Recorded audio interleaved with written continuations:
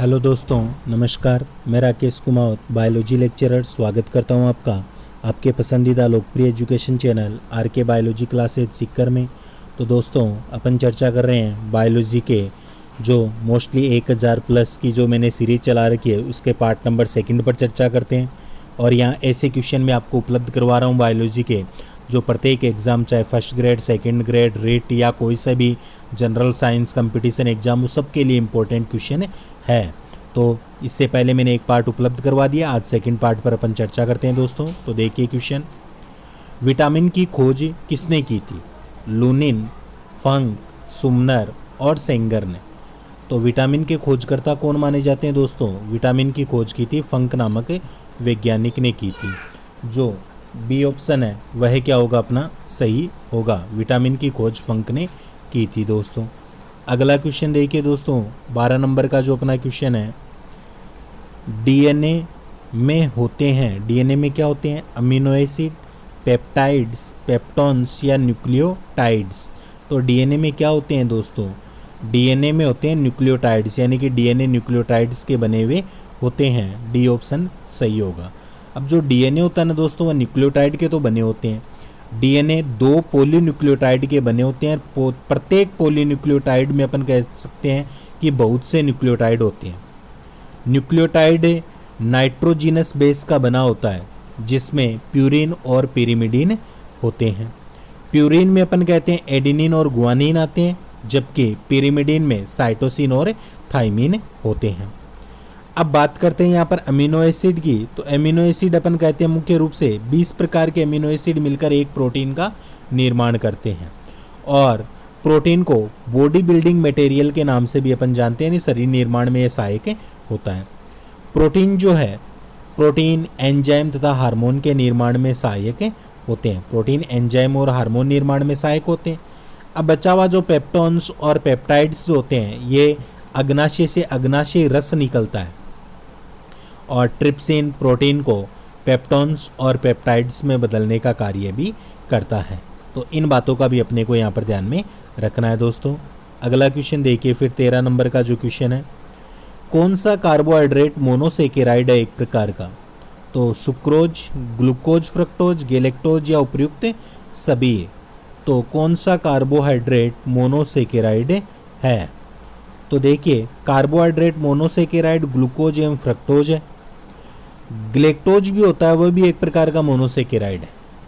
अब carbohydrate disaccharide की अगर अपन बात करें तो इसके अंतर्गत देखिए, एक तो आता अपने माल्टोज, सुक्रोज और लैक्टोज। और पॉलीसेकेराइड की बात करें तो इसके अंतर्गत स्टार्च, ग्लाइकोजन एवं सेल्यूलोज, काइटिन होता है। तो इसका सही आंसर क्या होगा? ग्लूकोज एवं फ्रक्टोज, बी ऑप्शन सही होगा दोस्तों। अगला क्वेश्चन देखिए, 15 नंबर का जो क्वेश्चन है उसकी चर्चा अपन करते हैं। निम्नलिखित में से कौन सा डाइसेकेराइड है? फ्रक्टोज, डेक्स्ट्रिन, गैलेक्टोज या माल्टोज। तो डाइसेकेराइड कौन सा है दोस्तों इनमें से? तो डाइसेकेराइड जो है वह होता है माल्टोज, डी ऑप्शन सही होगा यहाँ पर। अगला क्वेश्चन देखिए दोस्तों, 16 नंबर का जो क्वेश्चन है कि निम्नलिखित में से किसके संश्लेषण के लिए कोलेस्ट्रॉल आवश्यक होता है? इंसुलिन, एस्ट्राडियोल, ग्लाइकोजन या सभी। तो यहाँ पर अपन मानेंगे कि जो एस्ट्राडियोल के संश्लेषण के लिए कोलेस्ट्रॉल आवश्यक होता है, बी ऑप्शन जो है ना दोस्तों वह सही होगा। अब इंसुलिन यहाँ पर दे रखा है, तो इंसुलिन का निकर्षण अगर देखें तो अग्नाशय से स्रावित होता है, और इसकी कमी से डायबिटीज़ जो रोग होता है, मधुमेह रोग या शुगर अपन कहते हैं, वह रोग होता है। और इंसुलिन ग्लूकोज लीवर में ग्लाइकोजन के रूप में अपन माने तो संचित रहता है। इंसुलिन से रिलेटेड अपन ग्लाइकोजन के बारे में बता रहा हूँ। ग्लाइकोजन क्या होता है कि जो अतिरिक्त ग्लूकोज होता है ना, वह लीवर में अपन मानते हैं कि सुरक्षित या संचित रहता है, उसे ही अपन ग्लाइकोजन कहते हैं।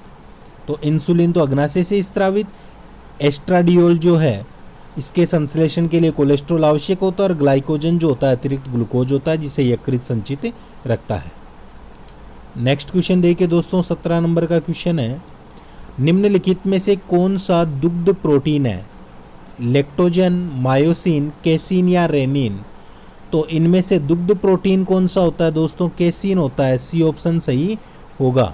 केसिन को दुग्ध प्रोटीन कहते हैं।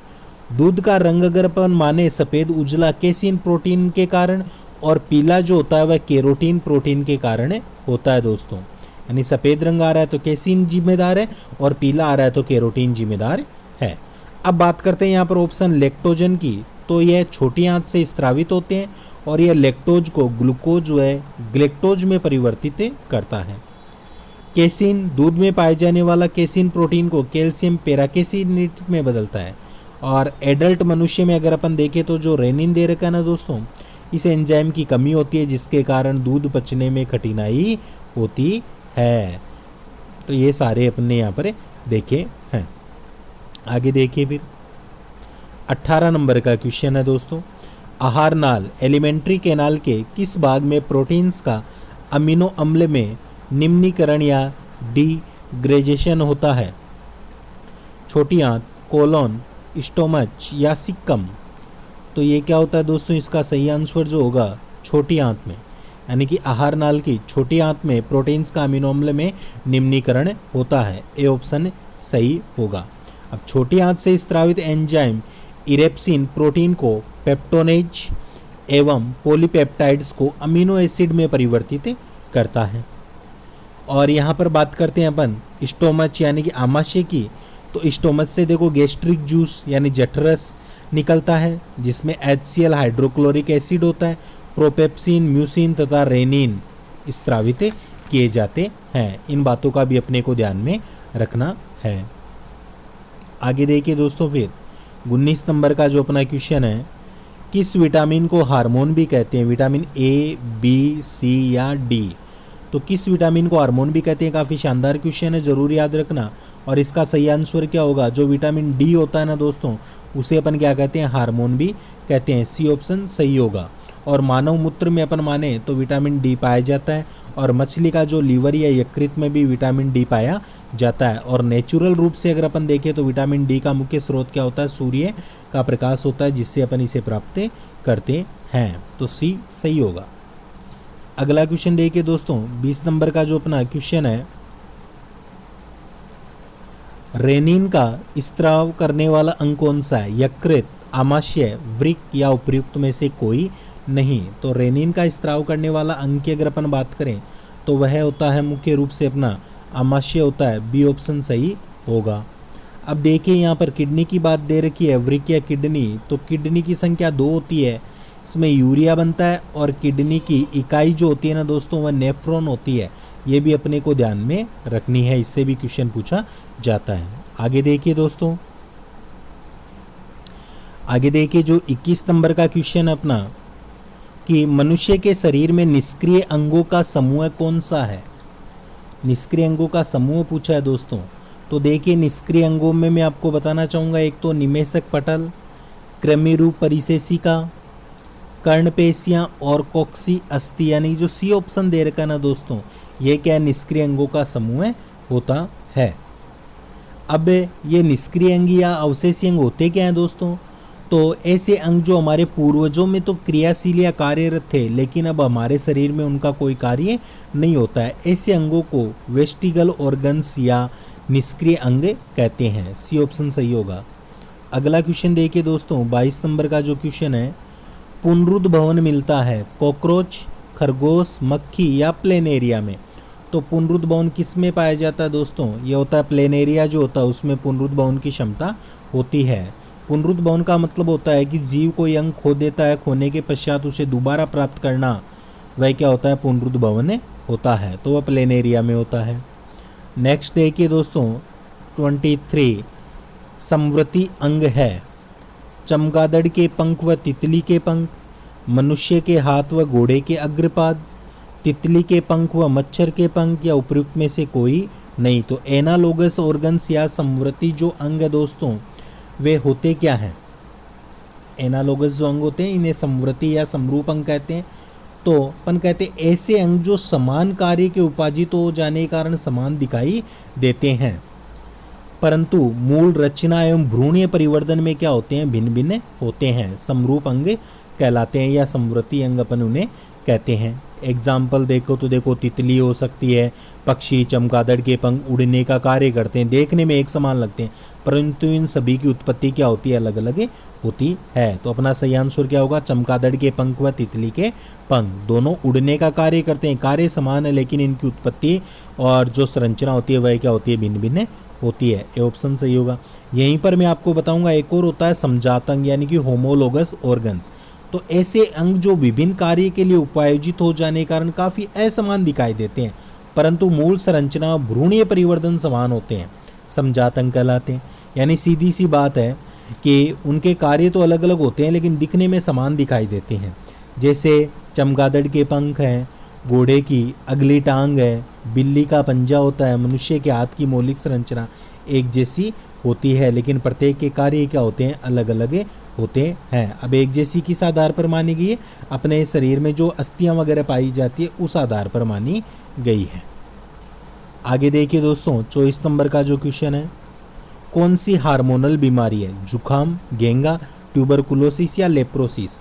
तो हार्मोनल बीमारी की अगर अपन बात करें ना दोस्तों तो वह कौन सी है, घेंगा जो है वह एक हार्मोनल बीमारी मानी गई है क्योंकि थायराइड जो ग्रंथि से स्रावित थायरोक्सिन हार्मोन की कमी से क्या होता है, घेंगा रोग होता है, इसलिए अपन इसे हार्मोनल बीमारी मानते हैं। अब सर्दी जुकाम है यह तो क्या एक वायरल डिजीज होती है और ट्यूबरक्यूलोसिस जिसे टीबी या क्षय रोग कहते हैं अपन, यह रोग माइक्रोबैक्टीरियम जो ट्यूबरक्यूलोसिस नामक जो बैक्टीरिया होता है ना दोस्तों उससे होती है।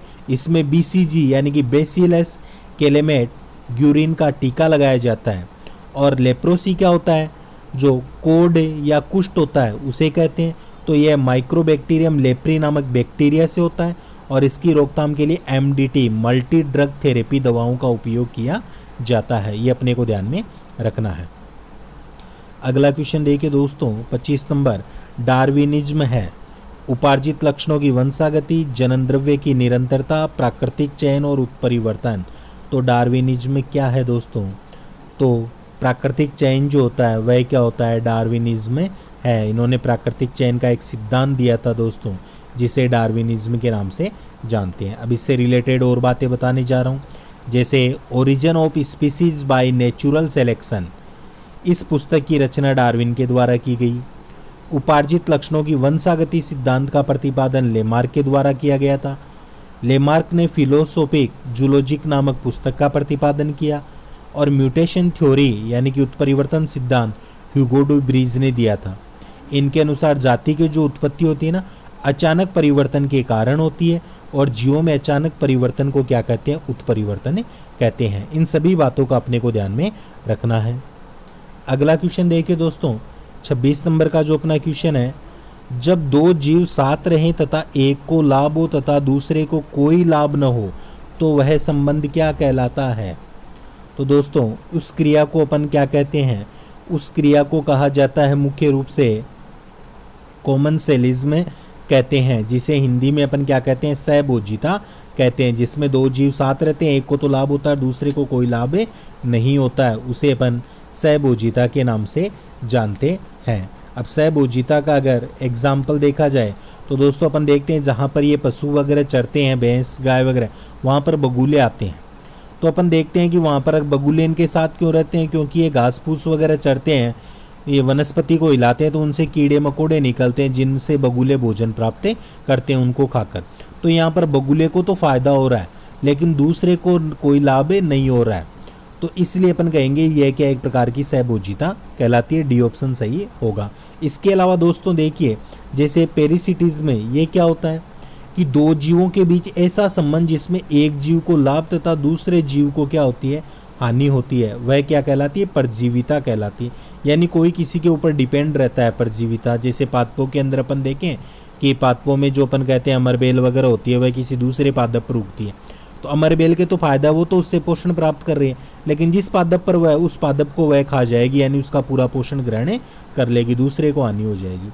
फिर एक और आता है प्रीडेशन यानी कि परभक्षण। इसका मतलब क्या होता है दोस्तों, एक जीव दूसरे जीव को पूरी तरह से भक्षण करता है, तब इसे अपन क्या कहते हैं, परभक्षण कहते हैं। जैसे गिद्ध वगैरह करते हैं, परभक्षण का कार्य करते हैं।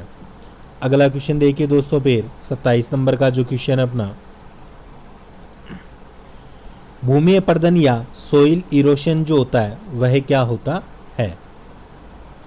तो यहाँ पर अपन देखेंगे दोस्तों कि भूमि अपर्दन की रोकथाम संभव है। किस आधार पर रोकथाम संभव है? पुनः वन रोपण, वनों के विनाश, फसलों के प्रत्यावर्तन से या चारागाह प्रबंधन से। तो किस आधार पर कर सकते हैं दोस्तों? यह संभव है पुनः वन रोपण से। ए ऑप्शन सही होगा। अगला क्वेश्चन देखिए दोस्तों 28 नंबर का जो अपना क्वेश्चन है, डार्विन का सिद्धांत था। तो डार्विन का सिद्धांत क्या था दोस्तों? योग्यतम की उत्तरजीविता सिद्धांत, प्राकृतिक चयनवाद, म्यूटेशनवाद या परिवर्तन सहित अवरोहण। तो डार्विन के सिद्धांत की अगर अपन बात करते हैं दोस्तों तो प्राकृतिक चयन के सिद्धांत का प्रतिपादन अपन देखें तो डार्विन द्वारा किया गया था। प्राकृतिक चयनवाद सेकंड ऑप्शन सही होगा। और योग्यतम की उत्तरजीविता की बात करें तो दोनों एक ही सिद्धांत माने जाते हैं। योग्यतम की उत्तरजीविता और प्राकृतिक चयनवाद एक ही सिद्धांत है। अगला क्वेश्चन देखिए दोस्तों फिर 29 नंबर का जो अपना क्वेश्चन है, आर्क्योप्टेरिक्स किन का संयोजक था? किन के मध्य की संयोजक कड़ी मानते हैं आर्क्योप्टेरिक्स को? सरीसृप व स्तनधारी, पक्षी व स्तनधारी, उभयचर व स्तनधारी या सरीसृप व पक्षी। तो मोस्ट इंपॉर्टेंट क्वेश्चन है दोस्तों, ध्यान रखना। आर्क्योप्टेरिक्स को सरीसृप व पक्षियों के मध्य की क्या मानी जाती है? संयोजक कड़ी मानी जाती है। यानी कि ये पक्षी भी था और इसमें अपन कहते हैं कि जो चोंच होती है उसमें दांत वगैरह भी उपस्थित माने जाते हैं। तो ये सरीसृप व पक्षी के मध्य की संयोजक कड़ी है। डी ऑप्शन सही होगा। और अगला क्वेश्चन देखिए दोस्तों 30 नंबर क्वेश्चन, सूर्य के प्रकाश से पराबैंगनी विकिरण की क्रिया से क्या उत्पन्न होता है? Carbon monoxide CO, ozone O3, sulphur dioxide SO2 या फ्लोराइड्स। तो क्या उत्पन्न होता है दोस्तों? तो वह होता है ओजोन O3। बी ऑप्शन सही होगा। तो दोस्तों आज अपन ने 30 तक क्वेश्चन सॉल्व कर लिए हैं। आशा करता हूँ क्वेश्चन पसंद आए होंगे। तो वीडियो को दोस्तों एक छोटा सा लाइक कर दीजिए और शेयर कीजिए, और सबसे मेन बात, चैनल पर नए हैं तो उसे सब्सक्राइब ज़रूर कर लीजिए। दोस्तों वीडियो देखने के लिए आप सभी का धन्यवाद। मिलते हैं अगली क्लास में बायोलॉजी के और शानदार क्वेश्चनों के साथ। तब तक के लिए जय हिंद, जय भारत।